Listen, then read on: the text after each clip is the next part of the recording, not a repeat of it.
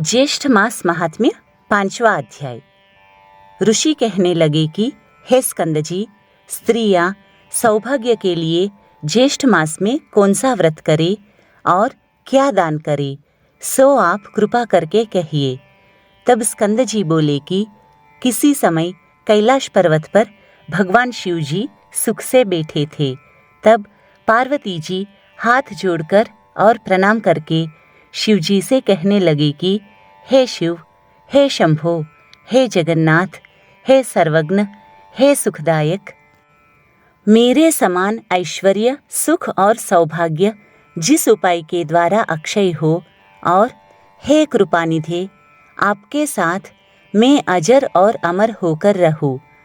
एक समय जप और तप से गर्वित होकर सावित्री ने अपने स्वामी का गृह त्यागा और समस्त लोगों को श्राप दिया। उस समय आपने सावित्री को मना नहीं किया और वह ब्रह्मा से कहने लगी कि हे निर्लज्ज, बकरी के गले में बिना दूध के निरर्थक स्तनों के समान तू प्राणों का त्याग कर। इस प्रकार सावित्री के वचनों को सुनकर ब्रह्मा जी का मुख कोप के मारे लाल हो गया और वे कहने लगे कि हे मृढ़े, तू पृथ्वी पर वृक्ष योनि में होकर वास कर। जब देवताओं ने प्रार्थना की तो सावित्री ने उसका श्राप से उद्धार कर दिया।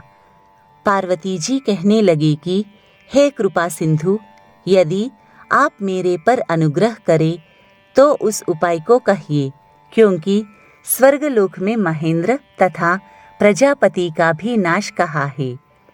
इतनी वार्ता सुनकर श्री शिवजी बोले कि हे वराननी, इस संसार में जितने भी दृश्यमान पदार्थ हैं, उन सब का नाश होना निश्चित है। फिर भी तुम्हारी भक्ति के वशीभूत होकर मैं उपाय कहूँगा।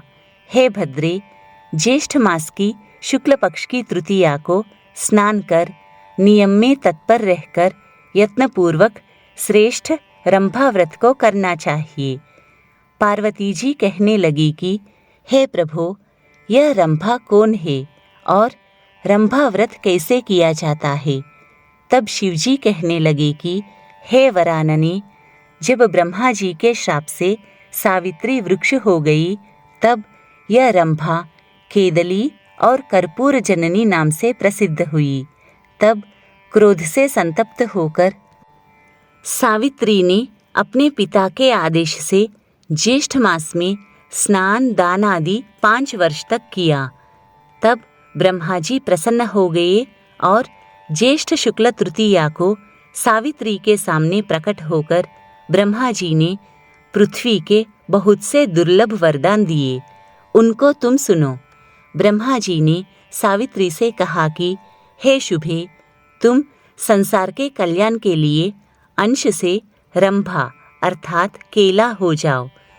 जो ज्येष्ठ मास में तुम्हारी ज्येष्ठ पूजन करेगी, उनका सौभाग्य, सुख और संपदा अक्षय होगा। ऐसा कहकर ब्रह्मा सावित्री के साथ सत्यलोक को चले गए। शिवजी कहने लगे कि यह सावित्री के श्राप की कथा तुमसे कही। अब संक्षेप में रंभा व्रत की विधि तुमसे कहता हूँ।